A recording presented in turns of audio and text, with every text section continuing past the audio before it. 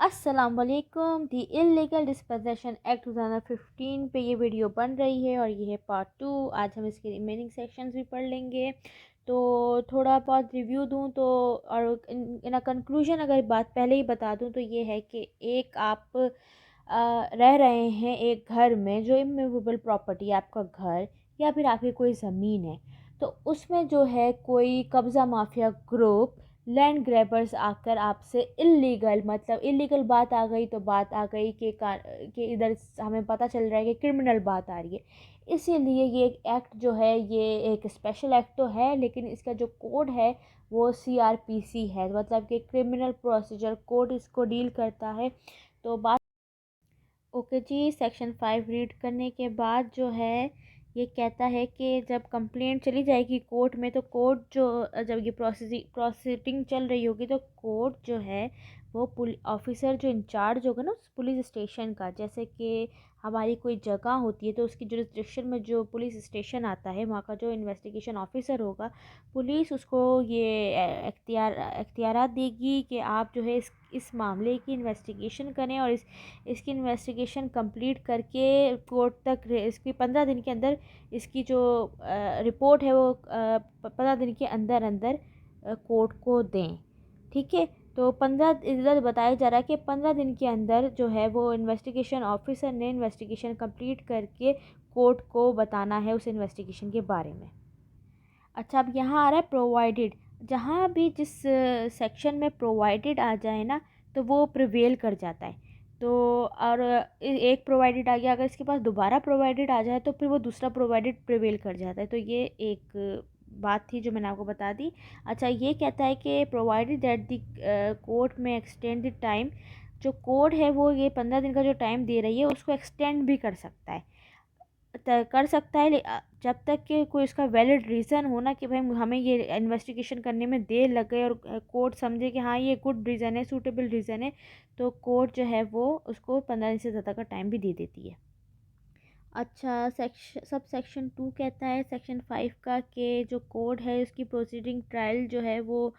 Day to day भी चला सकती है और जो इसका जो केस डिसाइड करना होगा ना उसको 60 दिनों के अंदर अंदर करना होगा। अच्छा, अब यहाँ देख रहे हैं कि यहाँ पे 2 महीने नहीं कहे गए, 60 दिन कहे गए। तो उसका रीज़न ये भी होता है कि कुछ 30 दिन का महीना होता है और कुछ 31 का होता है, और अगर फरवरी का मंथ हो जाए तो वो 28 का होता है। तो इसमें पूरे पूरे 60 डेज़ के अंदर ये केस का डिसाइड करना है, और कुछ फर्दर एनी डिले भी हो जाती है ना तो उसमें सफिशेंट रीज़न कोर्ट को देना पड़ेगा कि ये फ़ैसला डिसाइड करने में। तो ये बात वहीं चल रही है, ये इन्वेस्टिगेशन की और कोर्ट प्रोसीडिंग की बात चल रही है यहाँ पर कि ये फ़ैसला 60 दिनों के अंदर करना है, और अगर 60 दिनों में नहीं हो पाता फ़ैसला इस केस का डिसाइड, तो उसके लिए सफिशिएंट रीज़न रिकॉर्ड करवाना है कोर्ट को। सेक्शन 5 का सब सेक्शन 3 कहता है कि जो कोर्ट है वो ट्रायल का जो एडजॉर्न नहीं, इस केस को एडजॉर्न नहीं कर सकती जब तक कि कोई बहुत ज़्यादा ही ज़रूरी बात ना हो और वो जस्टिस के, इंसाफ के तकाज़े में ना हो। अगर तो इंसाफ के तकाज़े में होगी तो आप कर सकते हैं एडजॉर्न, और अगर एडजॉर्नमेंट हो भी जाएगी तो वो 7 दिन से ज़्यादा एडजॉर्न नहीं हो सकता वो केस। सेक्शन 6 है पावर टू अटैच प्रॉपर्टी। तो ये कहता है कि कोर्ट जब सेटिस्फाई हो जाएगी कि कोई भी इस प्रॉपर्टी की पोजीशन में नहीं है, और जैसे कि ये ऑफेंस कमिट होता है तो कोर्ट जो है वो प्रॉपर्टी को अटैच कर देगी जब तक कि फ़ाइनल डिसीजन नहीं आ जाता इस केस का। और जब अगर अटैचमेंट हो गई इस प्रॉपर्टी की तो जो उसकी मैनेजमेंट, सेफ गार्ड और उसके जो नेचुरल डिके और डेटोर और उसके नेचुरल कहाँ गया, नेचुरल डिके और डेटोरेशन को जो है वो कोर्ट ही डिटरमाइन करेगी। ठीक है, ये कोर्ट की जिम्मेदारी हो जाएगी। सेक्शन 7 है eviction and mode of recovery as an interim relief. तो जब ट्रायल चल रहा होगा और कोर्ट सेटिस्फाई हो जाएगी और उसको लग रहा होगा कि पहले ही उस प्राइमा फेशी कहते हैं फर्स्ट प्राइमा फेशी कहते हैं बज़ाहिर तौर पे। तो जब ट्रायल चल रहा होगा और कोर्ट सेटिस्फाइड हो जाएगी और जो पर्सन उनको बज़ाहिर तौर पे दिख रहा होगा कि ये lawful possession not in lawful possession, the court shall as an interim relief direct him to put.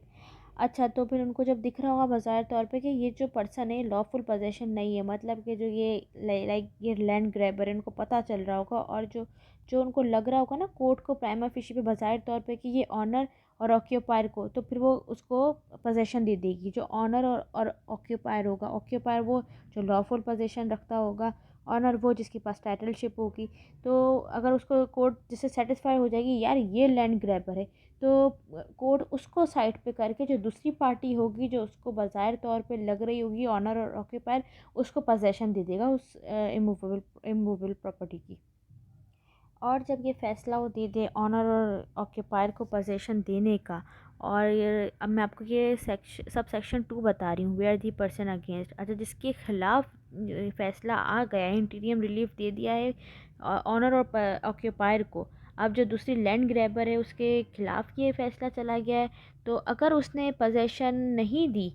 Honour और ऑक्यूपायर को, अगर ये जैसे कि सेक्शन सब सेक्शन 1 को ये फेल्स टू कंप्लाई, ये फेल हो गया है कि सेक्शन 1 सब सेक्शन 1 को ये को फॉलो करें, इंटीरियम रिलीफ जो दिया गया था ये वाला सेक्शन 7 सब सेक्शन 1 का, तो ये नहीं देता लैंड ग्रैबर, और मतलब कि ऑनर को प्रॉपर्टी या ऑक्यूपायर को प्रॉपर्टी नहीं मिलती, तो कोर्ट इसके ख़िलाफ़ एक्शन ले सकती है। और सब सेक्शन 3 कहता है कि ऑनर और ऑक्यूपायर को पोजेशन दिलाने के लिए कोर्ट ऑथराइज़ करेगी किसी भी ऑफिशियल को और या फिर ऑफिसर को कि आप उसको पोजीशन दिलाएं और आ, उसको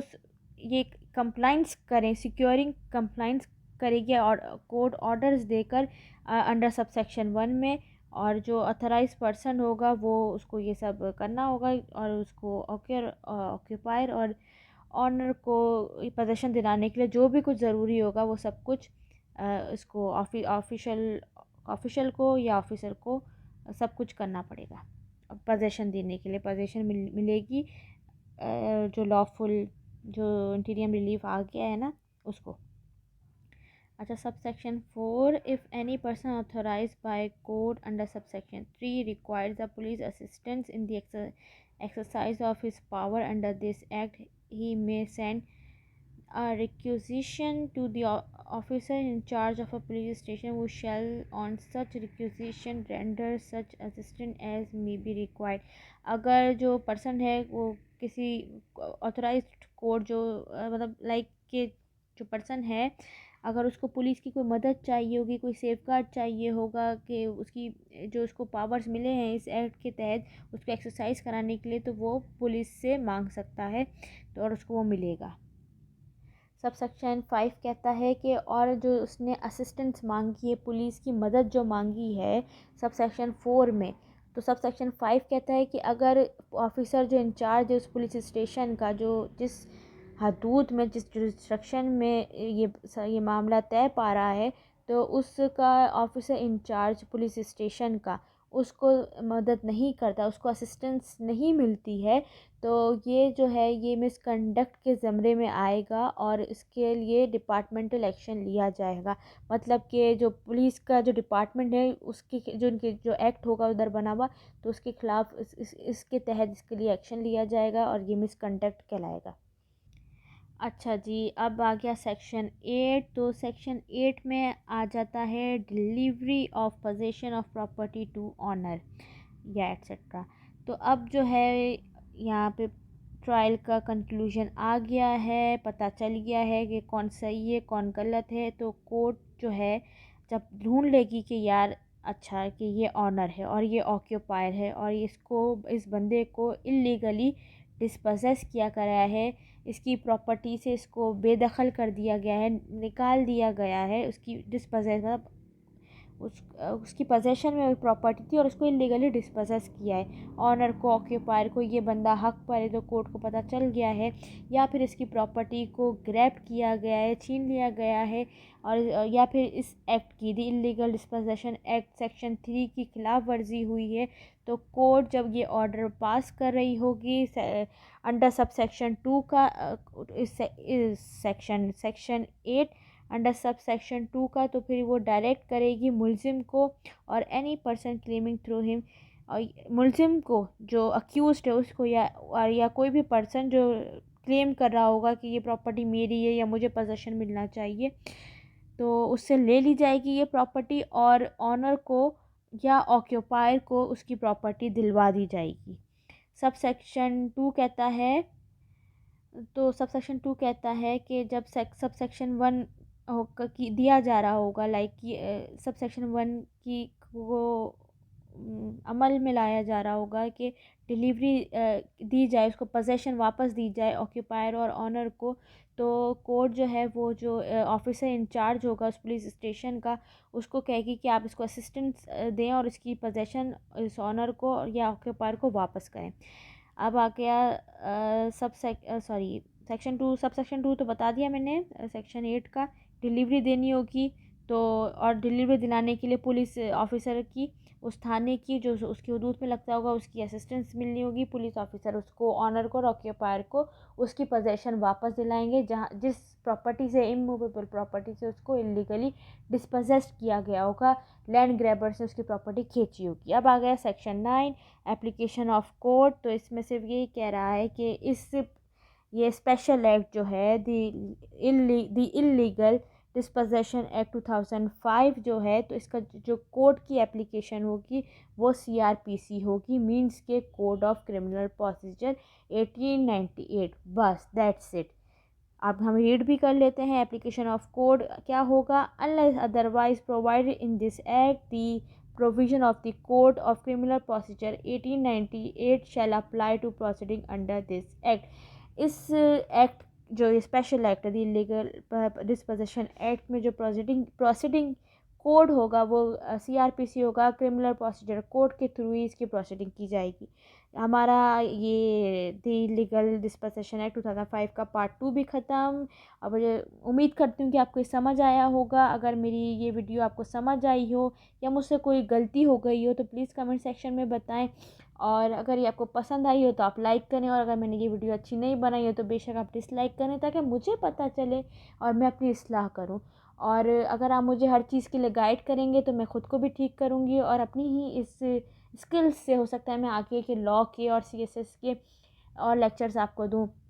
तो सब्सक्राइब ज़रूर करें और मेरी वीडियो भी एंड तक ज़रूर देखा करें। Thank you so much. अल्लाह हाफ़िज़।